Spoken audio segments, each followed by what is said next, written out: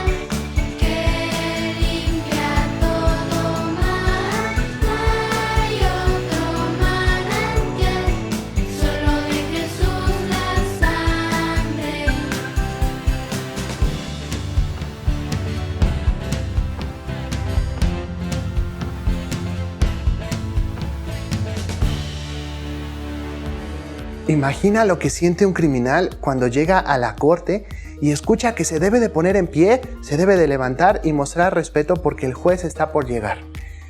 Imagínate lo que siente ese criminal cuando ese mismo juez golpea con su martillo y dice culpable, cárcel. En algunos países también se da la pena de muerte, es decir, culpable, vas a morir. Pero ahora quiero que pienses en la siguiente imagen. Piensa que este mismo juez, cuando sale de la corte, se quita el vestido especial que lleva para juzgar y llega a su casa, abre la puerta y de repente ve que sus hijos llegan corriendo a donde está el juez y le dan un abrazo. ¿Crees que esos pequeñitos sintieron lo mismo que sintió el criminal para con el juez? La respuesta es no. Claro que no sintieron lo mismo porque son hijos de ese juez. ¿Sabes? Ante Dios, el juez justo, solo hay una forma de que tú y yo podamos acercarnos en plena confianza, por medio de Jesús. El Señor Jesús es la sustancia perfecta de los cuadros y los tipos que encontramos en el Antiguo Testamento. Por eso, el escritor a la carta a los hebreos escribió sobre esto. Porque algunos hebreos, o es decir, judíos, no entendían por completo acerca de Jesús, quien es el cumplimiento de los tipos que Dios entregó en el Antiguo Testamento. Para los judíos, había 3 oficios importantes que se desarrollaron durante el Antiguo Testamento. Uno es el profeta, quien hablaba de parte de Dios al pueblo. 2, el rey, quien era la persona que gobernaba a todo el país. Y 3, el sacerdote, la persona que ofrecía las oraciones y las ofrendas de parte del pueblo a Dios. La carta a los hebreos se enfoca en el Señor Jesús como el sacerdote supremo o el sumo sacerdote. Esta carta se encuentra en el Nuevo Testamento y está dividida en 13 capítulos. Leamos los versículos lema que están en el capítulo 8, versículos 1 y 2. Ahora bien, el punto principal de lo que venimos diciendo es que tenemos tal sumo sacerdote, el cual se sentó a la diestra del trono de la majestad en los cielos, ministro del santuario y de aquel verdadero tabernáculo que levantó el Señor y no el hombre. La frase que queremos pensar el día de hoy es: tenemos tal sumo sacerdote. Hemos estado hablando sobre la palabra sacerdote. ¿Sabes qué significa? La palabra sacerdote en español significa persona dedicada a celebrar y ofrecer sacrificios. En el idioma hebreo, la palabra es kohen, que significa presentar. Un sacerdote es aquella persona que se encarga de presentarle a Dios las ofrendas y peticiones de los hombres. Dicho de otra manera, es una persona que se interpone o se coloca entre los hombres y Dios y que le habla a Dios a favor del hombre. No cualquier persona podía ser un sacerdote. Debían tener características especiales. Vamos a ver algunas de ellas. Número 1. Debía ser escogido por Dios.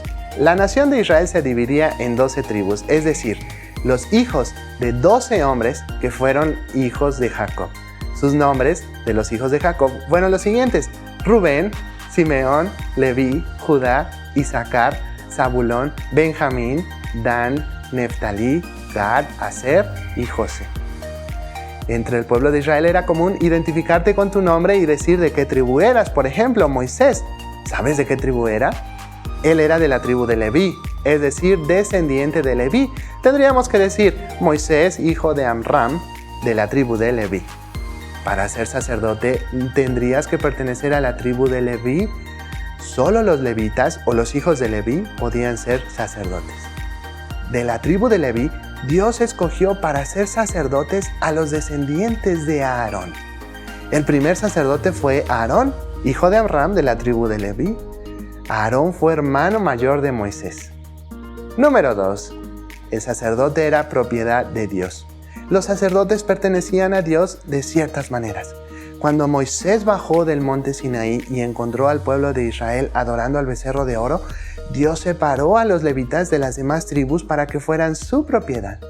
Desde entonces, ellos se dedicaron por completo a servir a Dios en el tabernáculo. Ellos no recibirían parte de la tierra prometida para que ellos vivieran en cierto lugar, porque ellos pertenecían a Dios. Ellos no tenían que dedicarse a trabajar como todos los demás israelitas, sino estar por completo sirviendo a Dios. Ellos vivían de las ofrendas que otros israelitas llevaban al tabernáculo. Toda su vida era para servir a Dios, pues le pertenecían. El Señor Jesús es superior a todos los sacerdotes, hijos de Aarón que existieron, porque el Señor Jesús es Dios. Así como los sacerdotes hablaban a Dios en favor del hombre, el Señor Jesús es ese sacerdote perfecto y supremo, o como lo dice este versículo, el sumo sacerdote a tu favor y a mi favor. La clase pasada vimos que Él es completamente Dios y completamente hombre, y por ello Él es capaz de entender por lo que estás pasando y hablar a Dios a tu favor. Él es Dios y perdonará tu pecado si crees que Él murió y resucitó por ti. Por esto podrás acercarte a Dios Padre en plena confianza. ¿Crees esto? Y si tú ya eres hijo de Dios, por haber creído en el Señor Jesús como tu Salvador, puedes acercarte a Dios en plena confianza. Puedes hablar con Él por medio de la oración y escuchar su voz por medio de la Biblia, y recibir de Él el ánimo y la fortaleza para mantenerte firme ante las falsas enseñanzas que escuches a tu alrededor. Todo esto es gracias a que Jesús es ese sumo sacerdote puesto por Dios a tu favor. Disfruta de este gran privilegio que Dios te ha dado al conocer a Jesús cada día más. Ahora vamos a repetir este versículo de la siguiente manera. En pantalla verás las letras de cierto color. Si tienes alguna prenda de vestir del color de las letras del versículo, ponte de pie y repite en voz alta. Hebreos 8:1. Ahora bien, el punto principal de lo que venimos diciendo es que tenemos tal sumo sacerdote, el cual se sentó a la diestra del trono de la majestad en los cielos. Ahora rojo, si estás vestido de rojo, repítelo. Hebreos 8:1. Ahora bien, el punto principal de lo que venimos diciendo es que tenemos tal sumo sacerdote, el cual se sentó a la diestra del trono de la majestad en los cielos. Hebreos 8:1. Ahora de negro. Hebreos 8:1. Ahora bien, el punto principal de lo que venimos diciendo es que tenemos tal sumo sacerdote, el cual se sentó a la diestra del trono de la majestad en los cielos. Y por último, si estás vestido de azul. Hebreos 8:1. Ahora bien, el punto principal de lo que venimos diciendo es que tenemos tal sumo sacerdote, el cual se sentó a la diestra del trono de la majestad en los cielos. Hebreos 8:1.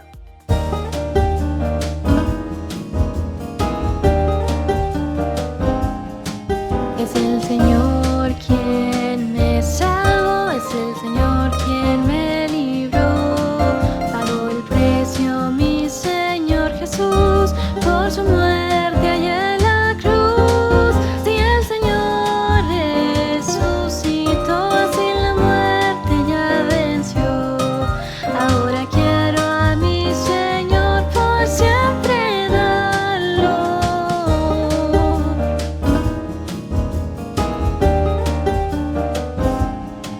Es el Señor quien me salvó, es el Señor quien me libró.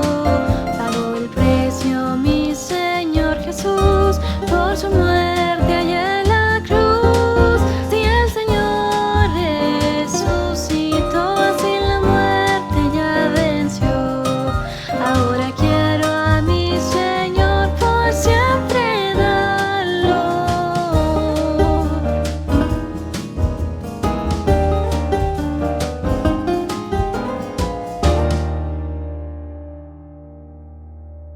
¿Qué haces cuando tus papás o uno de ellos está muy enojado contigo porque desobedeciste alguna orden o instrucción que él o ella te dio? Hay niños o hay quienes buscan a otra persona para ayudar a calmar a papá o a mamá. Tal vez van con la abuelita, tal vez van con el hermano y les dicen: por favor, habla con mi mamá que está muy enojada o muy enojado. Ellos buscan hacer que sus padres sean propicios o favorables a él mismo. Vamos a leer lo que dice 1 de Juan 2:2. Y Él es la propiciación por nuestros pecados, y no solamente por los nuestros, sino también por los de todo el mundo. Podemos ver aquí que el Señor Jesús hizo que Dios Padre sea propicio o favorable o satisfecho para conmigo y para contigo y para con toda la humanidad, porque solo Dios Hijo podía satisfacer a Dios Padre. Y esto es lo que vemos también en los evangelios y es algo que dan a conocer. ¿Recuerdas que estamos viendo sobre los 4 evangelios? La clase pasada vimos el primero y hoy estaremos pensando un poco acerca del segundo evangelio, que fue escrito por Marcos. Marcos no es nombrado como un discípulo directamente del Señor Jesús. No aparece formando parte del grupo de los discípulos que anduvo con el Señor Jesús, pero fue un íntimo amigo del apóstol Pedro, quien se cree que supervisó la escritura de este evangelio. Se destaca por presentar al Señor Jesús como el siervo o esclavo obediente a Dios, que es el Hijo mismo de Dios, resaltando esto por los milagros que hizo el Señor Jesús. Este evangelio fue escrito pensando en presentar al Señor Jesús a los romanos, la gente que dominaba el mundo en ese tiempo. Por eso es que este segundo evangelio no hay registro de quiénes eran los padres del Señor Jesús, ni de dónde habían nacido, porque realmente a los romanos es algo que no les interesaba saber de dónde venía un esclavo. Marcos utiliza y explica algunas palabras propias del pueblo de Israel que los romanos no entendían. Aunque es breve más que los otros 3 evangelios, la narrativa de Marcos es más vivida y detallada en las acciones del siervo de Dios, el Señor Jesús. Este es un libro más de hechos y de acciones que de palabras. No contiene largos discursos, sino unas pocas parábolas o historias conocidas por los hombres con enseñanzas de parte de Dios. Nuestro versículo de hoy se encuentra en la primera epístola o carta escrita por el apóstol Juan, en el capítulo 2 y versículo 2. Vamos a verlo. Primera de Juan 2:2, y Él es la propiciación por nuestros pecados, y no solamente por los nuestros, sino también por los de todo el mundo. Primera de Juan 2:2. La palabra propiciación significa satisfacción. El Señor Jesús es el único que puede satisfacer, volver favorable a Dios Padre, porque el Señor Jesús nunca pecó y aún así sufrió el castigo por el pecado, y no solamente por los nuestros. La Biblia es tan clara cuando dice que no solo es por la propiciación por los propios pecados de los creyentes. Al contrario, Jesús es la propiciación de los pecados de toda la humanidad. El pueblo de Israel debería realizar la ceremonia o fiesta de la propiciación una vez al año, y este era cuando el sumo sacerdote derramaba la sangre de un animalito designado por Dios en el propiciatorio o la cubierta del arca del pacto. Durante un año entero, el pueblo de Israel, creyentes y no creyentes, disfrutaban del perdón de Dios hasta la realización de la ceremonia del próximo año. Esta ceremonia o rito debía ser repetido cada año. Pero el Señor Jesús hizo algo muchísimo mejor al cumplir el tipo de esta ceremonia. El Señor Jesús se presentó con su propia sangre en el lugar santísimo del tabernáculo del mismo cielo, en el propiciatorio hecho por el mismo Dios y no por hombres. Y lo hizo no solo por el pecado del pueblo de Israel, sino por toda la humanidad. Por eso, ya no hacemos más ceremonias de la propiciación. Por haber creído en el Señor Jesús como tu Salvador, puedes acercarte a Dios Padre con plena confianza. El Señor Jesús te acompaña ante el Padre cuando te presentas ante Él en oración.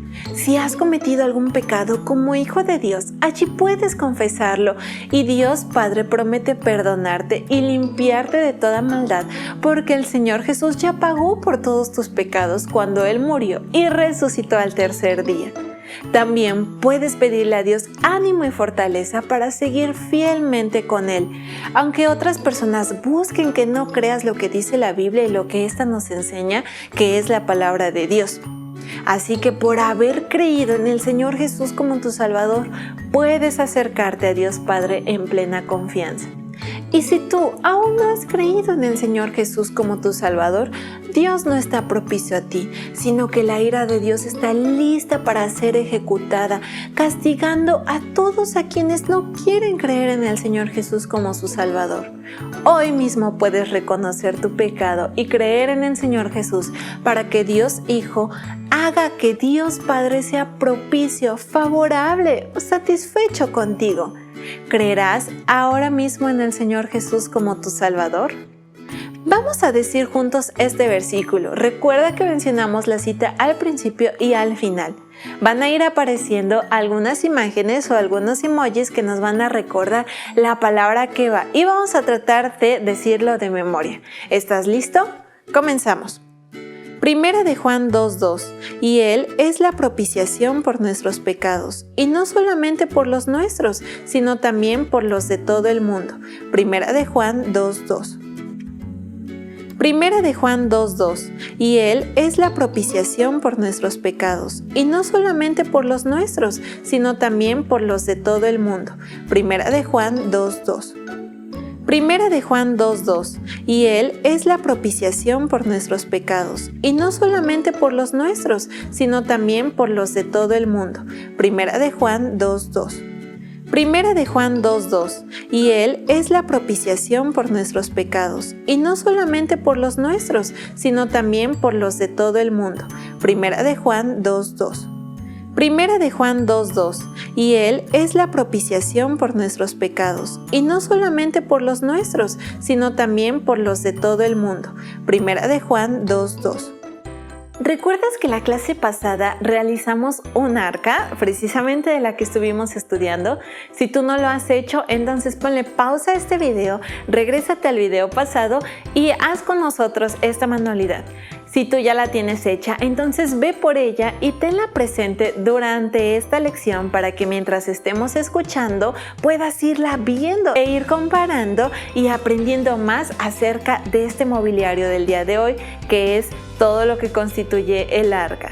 Recuerda y ten presente que no es que exactamente eran así los utensilios o las cosas que estaremos viendo, sino simplemente es una idea para que nosotros podamos comprender mejor lo que Dios quiere decirnos y lo que Dios también dejó establecido para su pueblo que hiciera. Así que ve por tu arca y presta mucha atención. Qué maravilloso cuadro o retrato de Cristo Jesús vimos en la clase pasada. El primer mueble del tabernáculo que Dios le mostró a Moisés era el arca del pacto o el arca del testimonio, que nos muestra las dos naturalezas del Señor Jesús en una sola persona, Cristo Jesús. El oro, la naturaleza divina, porque Jesús es Dios. Y la madera de acacia, la naturaleza humana sin pecado, porque el Señor Jesús fue hecho hombre perfecto. El tabernáculo comienza mostrándonos la persona de Dios. ¿Hiciste el arca? ¿Ya la tienes lista? ¿Cómo te quedó el arca que hiciste? Debiste haber hecho las siguientes partes: el arca, las dos varas para transportarla y la tapa del arca.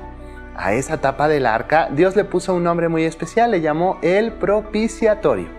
Veamos este segundo tipo de Cristo en la Biblia, la palabra de Dios. En Éxodo 25, de los versículos 17 al 22, la Biblia dice que Moisés recibió las instrucciones de parte de Dios para hacer la tapa del arca. Esta tapa iba encima del arca y debía ser una plancha de oro sólido. Debía tener 2 codos y medio, cerca de 1,15 m de largo, y 1 codo y medio, cerca de 69 centímetros de ancho. 2 querubines o 2 ángeles de oro puro labrados a martillo debían ser hechos de la misma plancha, uno en cada extremo. Tenían sus alas extendidas por encima para protegerla y sus caras estaban viendo hacia el centro de la tapa del arca, el propiciatorio. Este propiciatorio literalmente era una cubierta, no solamente una tapa para el arca, sino servía para 2 cosas muy importantes. Vamos a ver la primera. Sería el lugar de encuentro de Dios con Moisés, como leemos en Éxodo 25 al 22.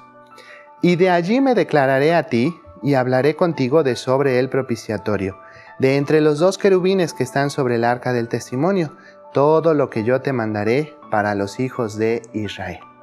Y la segunda sería el lugar donde los pecados serían cubiertos, y así el lugar de la propiciación.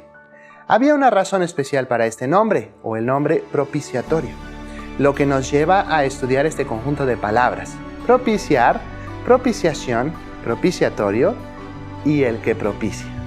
Propiciar significa aplacar o satisfacer las exigencias de Dios. Esto nos lleva a la pregunta: ¿por qué necesita Dios ser aplacado o tranquilizado o satisfecho? La respuesta bíblica a esta pregunta es sencillamente que el único y verdadero Dios está enfadado con la humanidad por causa de los pecados. El tema de la ira de Dios aparece a lo largo de toda la Biblia y es enfrentado a una decisión de parte tuya, como dice Juan capítulo 3 y versículo 36. El que cree en el Hijo tiene vida eterna, pero el que rehúsa, es decir, no quiere de manera voluntaria creer en el Hijo, no verá la vida, sino que la ira de Dios está sobre él. La ira de Dios es una intervención personal de Dios contra la humanidad y los pecados que practica. La muerte de Cristo hizo a Dios propicio, es decir, dejó satisfecho a Dios apartando su ira y removiendo o quitando así el pecado, que era el obstáculo que impedía que fuesen recibidos en plena confianza los que ponen su fe en Cristo Jesús. La siguiente palabra, la propiciación, significa volver a Dios favorable o hacer que Dios tenga misericordia de alguien. Esto, dicho de otra manera, es conceder bondad, amor o perdón que no merecemos. Por haber creído en el Señor Jesús como tu Salvador, puedes acercarte a Dios Padre en plena confianza. El acto de la propiciación siempre se refiere a la obra de Dios y no a los sacrificios o a las ofrendas dadas por el hombre. La razón de esto es que el hombre es totalmente incapaz de satisfacer la justicia de Dios, como estudiamos en los 10 mandamientos. No hay ningún servicio, culto, sacrificio, regalo, cosa que pueda el hombre hacer para ofrecerle a Dios, para tranquilizar la santa ira de Dios o para apaciguarla, o satisfacer su perfecta justicia. La única satisfacción o propiciación que pueda ser aceptable a Dios y que pueda reconciliar al hombre con Dios, tenía que ser hecha por Dios mismo. Por esta razón, Dios Hijo, el Señor Jesucristo, vino al mundo haciéndose hombre perfecto, lo que vimos en el primer tipo de Cristo, la clase pasada, en el Arca del Pacto, que era hecha de madera de acacia, es decir, la naturaleza humana sin pecado de Jesús. Era recubierta de oro, que nos habla de la naturaleza divina de Cristo. El Señor Jesús es el sacrificio perfecto por el pecado y es la propiciación por nuestros pecados, y no solamente por los nuestros, sino también por los de todo el mundo. ¿Recuerdas que vimos esto en 1 de Juan 2:2? Es únicamente por causa de la muerte de Cristo en la cruz y de su resurrección al tercer día que hasta el más terrible de los pecadores, que merece el castigo eterno en el infierno, puede ser reconciliado, es decir, hecho amigo de un Dios santo. La hermosa verdad del Evangelio es que los cristianos son salvos de la ira de Dios y reconciliados con Él, no porque hayamos nosotros amado a Dios, sino porque Él nos amó a nosotros y envió a su Hijo en propiciación por nuestros pecados. 1 de Juan 4:10. Por haber creído en el Señor Jesús como tu Salvador, puedes acercarte a Dios Padre en plena confianza. La propiciación se refiere a la ira de Dios que queda satisfecha por la muerte y resurrección de Cristo Jesús. Pero esto es posible por la expiación, que significa extraer, retirar o poner fuera de. La expiación enfatiza la retirada del pecado que hay en el pecador mediante el sacrificio que satisfizo a Dios. Por eso el Señor Jesús es el Cordero de Dios que quita. No dice que cubre, dice que quita el pecado del mundo, como lo aprendimos en Juan 1:29. Vamos a leerlo todos juntos. El siguiente día vio Juan a Jesús que venía a él y dijo: «He aquí el Cordero de Dios que quita el pecado del mundo». Juan 1:29. El pecado interrumpe las relaciones normales con Dios. La expiación retira la culpa y el pecado por medio del derramamiento de la sangre de Jesús. Y la propiciación satisface a Dios restaurando la relación del ser humano con Dios. El propiciatorio o el lugar de propiciación es lo siguiente de lo que queremos hablar. Cristo Jesús es descrito como el lugar de propiciación donde las santas demandas de Dios quedaban satisfechas. El propiciatorio era rociado con la sangre del sacrificio en el día de la expiación, de modo que lo que era un trono de juicio podía ser ahora, con base en la justicia divina, un lugar de propiciación y misericordia y un sitio de comunión con Dios, como dice la Biblia en Hebreos 4:16. Acerquémonos, pues, confiadamente al trono de la gracia, para alcanzar misericordia y hallar gracia para el oportuno socorro.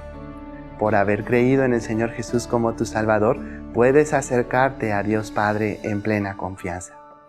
En cumplimiento del tipo del Antiguo Testamento, el Señor Jesús es en sí mismo el lugar de propiciación, el propiciatorio rociado con su propia sangre, la señal de que Él ha honrado la ley, al sufrir en nuestro lugar la santa sentencia que la ley impone. En la propiciación, la idea no era aplacar a un Dios vengativo, sino hacer lo recto según su santa ley y proveer la base para que Dios se mostrara misericordioso en conformidad con su justicia. De lo que queremos hablar a continuación es el que propicia o satisface. Nuestro Dios es el único Dios y es trino: Dios Padre, Dios Hijo y Dios Espíritu Santo. Cuando el Señor Jesús fue bautizado por Juan el Bautista, Dios Padre habló desde el cielo afirmando que Jesús, quien estaba siendo bautizado, es Dios Hijo. Y Dios el Espíritu Santo descendió en forma de una paloma, que era la señal de Dios Padre para Juan de que Jesús es Dios Hijo. Vamos a leerlo en Mateo capítulo 3, versículos 16 y 17. Y Jesús, después que fue bautizado, subió luego del agua, y he aquí los cielos le fueron abiertos, y vio al Espíritu de Dios, que descendía como paloma, y venía sobre él. Y hubo una voz de los cielos que decía: Este es mi Hijo amado, en quien tengo complacencia. El Señor Jesús es el único que complace, que satisface completamente a Dios el Padre. La sangre de los animales sacrificados en el Antiguo Testamento no podía satisfacer por completo a Dios el Padre porque eran imperfectos, pero eran un tipo del sacrificio del Señor Jesús, quien es el antitipo o el cumplimiento o la sustancia perfecta en el Nuevo Testamento. Hebreos 9:12 dice muy claramente que el sacrificio de nuestro Señor fue su propia sangre, no la sangre de animales, y que fue ofrecida una vez, no repetidamente como en el Antiguo Testamento, y dio como resultado eterna redención, no una cobertura temporal de pecados como en el Antiguo Testamento. Vamos a leer Hebreos 9:12. Y no por la sangre de machos cabríos o de carneros, ni de becerros, sino por su propia sangre, entró en el lugar santísimo, habiendo obtenido eterna redención o pago por el rescate. El Señor Jesús es nuestro sumo sacerdote, el sacerdote supremo o máximo, quien realizó la propiciación final. El Señor Jesús no se presentó con su propia sangre en el tabernáculo del desierto hecho por Moisés y el pueblo de Israel. Tampoco entró al templo de Jerusalén en los días en que él estaba viviendo. Se presentó en el lugar santísimo del mismo cielo, el tabernáculo original hecho por Dios y no por los hombres, como dice Hebreos 9:11 y Hebreos 8:2. Pero estando ya presente Cristo, sumo sacerdote de los bienes venideros, por el más amplio y más perfecto tabernáculo, no hecho de manos, es decir, no de esta creación, o no hecho por los hombres. Y ministro del santuario, de aquel verdadero tabernáculo que levantó el Señor y no el hombre. Cuando el Señor Jesús estuvo aquí en la tierra, mientras se dirigía a la ciudad de Jerusalén para entregar su vida y para pagar el rescate por ti y por mí, dio varias enseñanzas acerca de la necesidad de orar y no desmayarse, esperando la respuesta de Dios. Una de estas enseñanzas se encuentra en Lucas 18, 9 al 14. ¿Qué crees tú que el Señor Jesús utilizó para dar esta preciosa enseñanza? Usó la propiciación y el propiciatorio de una manera correcta y maravillosa. Vamos a ver qué fue lo que enseñó el Señor Jesús. Una parábola es una historia terrenal con una enseñanza celestial dada por el mismo Dios. En esta parábola que vamos a ver a continuación hay dos hombres de la nación de Israel, el pueblo de Dios, que van a orar al mismo lugar, al templo de Jerusalén, considerado el lugar donde habitaba Dios. Jerusalén era conocida como la ciudad del gran rey. Uno de ellos era fariseo, que significa separado. Estos eran los maestros de la ley de Dios, pero la mayoría eran personas muy orgullosas. Exigían que las demás personas del pueblo cumplieran con todas las palabras de la ley, de una manera muy estricta. La enseñaban, pero a su manera. Y ni siquiera ellos mismos la podían cumplir tal como se la enseñaban a las demás personas. Este hombre fariseo representa a los que, como dice la Biblia, confiaban en sí mismos como justos. Es decir, creían que eran tan buenos que Dios estaba obligado a amarlos y a concederles todo lo que les pedían, y menospreciaban a otros. Notemos dos cosas acerca de este fariseo. El Señor Jesús dijo que el fariseo oraba consigo mismo. Este hombre no estaba orando con Dios. Las palabras que usó en la oración consigo mismo las podemos dividir en dos partes. La primera parte critica y condena al otro hombre que también había subido a orar. Fíjate lo que dijo. El fariseo, puesto en pie, oraba consigo mismo de esta manera: Dios, te doy gracias porque no soy como los otros hombres, ladrones, injustos, adúlteros, ni aún como este publicano. La segunda parte de su oración consigo mismo se alaba a sí mismo. Versículo 12, fíjate. Ayuno 2 veces a la semana, es decir, dejo de comer 2 veces a la semana. Me sacrifico no comiendo. Doy diezmos, es decir, la 10ª parte de todo lo que gano. El otro hombre era un publicano, que significa un cobrador de impuestos. Los publicanos eran despreciados por los israelitas porque eran hombres ricos que cobraban los impuestos al pueblo de Israel para después entregarle el dinero al imperio romano, que los estaba teniendo como esclavos en ese momento. Los publicanos tenían muy mala fama. Los acusaban de ser ladrones y cobrar más de lo que debían cobrar en los impuestos y de ser traidores a su propio pueblo, el pueblo de Israel. Ahora notemos 2 cosas que el Señor Jesús dijo acerca del publicano. El publicano sí oraba a Dios y con la actitud correcta al orar. Fíjate lo que decía. Mas el publicano, estando lejos, no quería ni aún alzar los ojos al cielo, sino que se golpeaba el pecho diciendo: Dios, sé propicio a mí. Él oró correctamente: Dios, sé propicio a mí, que soy un pecador. ¿Cuál es la palabra clave en la oración del publicano? Sí, el publicano rogó a Dios y le dijo: sé propicio a mí, que soy un pecador. Los 2 hombres sabían lo siguiente, que al orar a Dios se encontraban en el propiciatorio, tal como Dios lo dijo a Moisés. Ellos sabían que debían presentarse a Dios en base a la propiciación, en base a la sangre que era derramada en el propiciatorio. Y los 2 sabían que Dios era propicio, favorable, o estaba satisfecho con aquellos que se presentaban tal como Él lo había dicho en la ley mosaica, a través de la sangre del sustituto en el propiciatorio. Pero la pregunta es la siguiente: ¿cuál de estos hombres oró correctamente?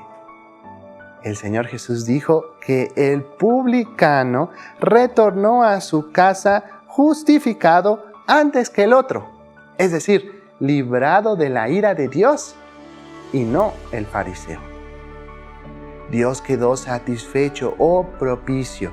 Dios fue favorable para con el publicano porque ese hombre reconoció su propio pecado y reconoció que Dios era el único que podía perdonarlo y que la sangre que era derramada en el propiciatorio era lo único que podía acercarlo a Dios con plena confianza de tener sus pecados perdonados, quitados, y así ser librado de la ira de Dios.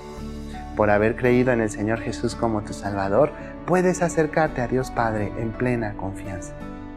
Te hago la siguiente pregunta: ¿cómo estás orando ante Dios? ¿Realmente estás orando con Dios o estás orando contigo mismo como ese fariseo? Por haber creído en el Señor Jesús como tu Salvador, puedes acercarte a Dios Padre en plena confianza. Cuando ores, acércate a Dios el Padre en plena confianza de ser un hijo de Dios. El Señor Jesús te acompaña, va contigo al propiciatorio del tabernáculo en los cielos para recibir de Dios todo el ánimo y la fortaleza que necesites para mantenerte firme.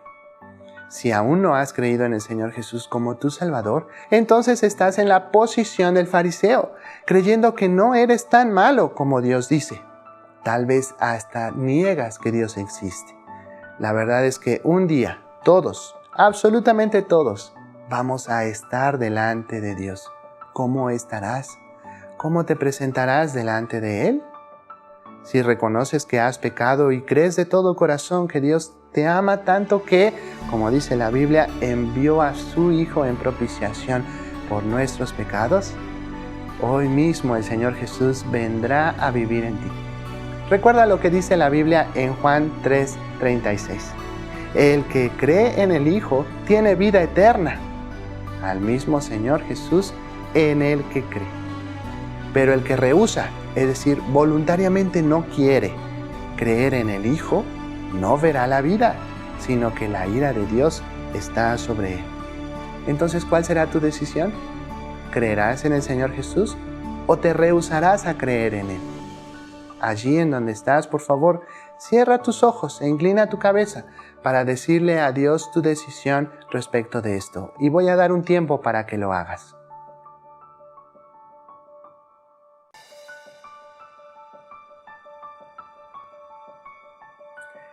Y por haber creído en el Señor Jesús como tu Salvador, puedes acercarte a Dios Padre en plena confianza.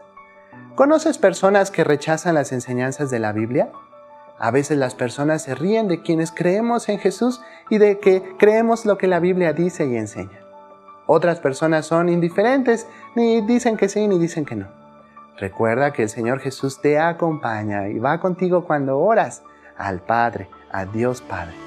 Y por haber creído en el Señor Jesús como tu Salvador, puedes acercarte a Dios Padre en plena confianza. Al acercarte en oración a Dios Padre en plena confianza de ser un hijo suyo, Él te dará el ánimo y la fortaleza para mantenerte firme. Ora por esas personas que te ridiculizan, pero no lo hagas como el fariseo en la parábola que contó el Señor Jesús. Confía en que Dios te ayudará a hablarles de la persona de Jesús y la obra perfecta que Él hizo como propiciación por nosotros los pecadores, como lo dice la Biblia en 1 de Juan 2:2. Y Él es la propiciación por nuestros pecados, y no solamente por los nuestros, sino también por los de todo el mundo. En estos últimos días hemos estado bombardeados de muchas malas noticias, que un virus anda suelto, que gente está muriendo, que quieren impedir que nazcan bebés, que el gobierno está permitiendo matrimonios que no son como el diseño original de Dios, etcétera, muchas noticias más. Pero sabes, dentro de todo este caos hay una buena noticia y es realmente maravillosa. ¿Quieres saber cuál es? Escucha este canto con mucha atención.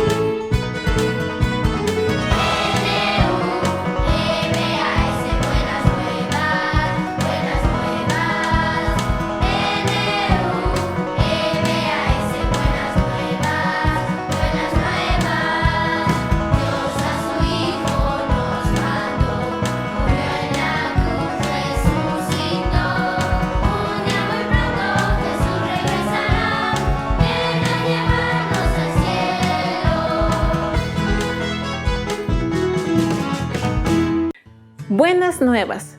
Recordemos que en clases pasadas vimos que la palabra evangelio significa buen mensaje o buenas noticias. Y este buen mensaje es que Dios, como dice este canto, a su Hijo nos mandó y murió en una cruz y resucitó. Dios, en su gran amor con que nos amó, Él proveyó de un Salvador para pagar por tus pecados y por mis pecados. Todas estas malas noticias de las que hemos hablado hace un momento son consecuencia del pecado. Pero Jesús, siendo el mismo Dios, vino, se humilló en esta tierra para pagar el precio por tu pecado y por el mío y morir en una cruz. Pero lo más maravilloso de este hermoso mensaje es que Él no quedó muerto, sino que venció a la misma muerte y volvió a vivir al tercer día. Resucitó. ¿Acaso has escuchado de alguna persona que ha vuelto a vivir al tercer día después de morir? Creo que no, ¿verdad? Y claro que no, porque solamente Jesús es quien pudo hacerlo.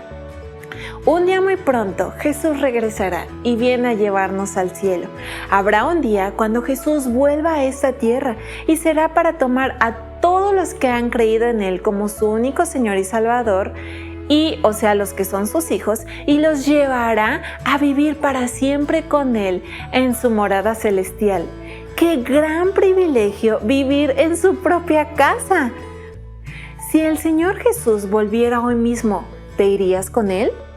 Si tú ya has creído en esa buena noticia y le has recibido como tu Señor y Salvador, entonces puedes acercarte a Dios Padre en plena confianza. Y esa confianza también puedes tener de que cuando Jesús vuelva, te irás con Él. Y puedes contarle a los que te rodean, a las personas que están cerca de ti, esta noticia tan maravillosa que seguramente será de bendición y de ánimo para sus vidas en medio de todas estas malas noticias. Pero si tú aún no has creído en el Señor Jesús como tu Salvador, entonces hoy es el día para hacerlo. Hoy es el día en que creas en el Evangelio, que es que Cristo Jesús vino a morir por tu pecado y que resucitó al tercer día, y puedes tenerle como tu Señor y Salvador y acercarte a Dios por medio de Jesús. Así que cantemos una vez más con gozo este canto sabiendo esta maravillosa noticia.